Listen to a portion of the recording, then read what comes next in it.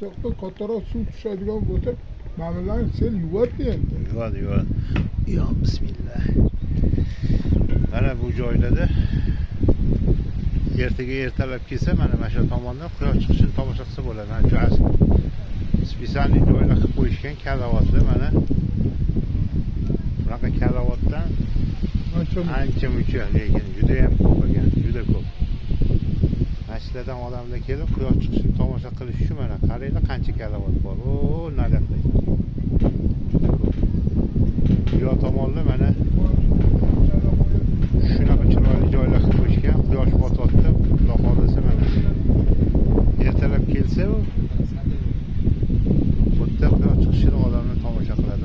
O, ko'rasizlar, nariyoq tomonda tog'larni uzoqda qorli tog'lar. Ana o'sha tomondan quyosh chiqadi. Hozir bu yerda ob-havo juda ham zo'r. Mana Shoboda bitta futbolkada men sovuqqa to'g'ri hisob. Har qancha chiroyli qilib qo'yishgan. Aslida dachalar juda ham pastli.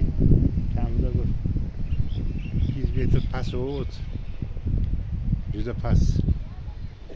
Mana shu tomondan ertalab kelinsa quyosh chiqishini tomosha qilamiz. Haqiqatda juda zo'r, go'zal.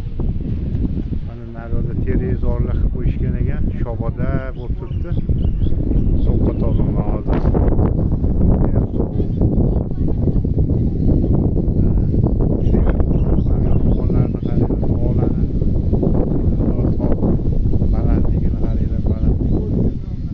Juda ham baland joyda ekan.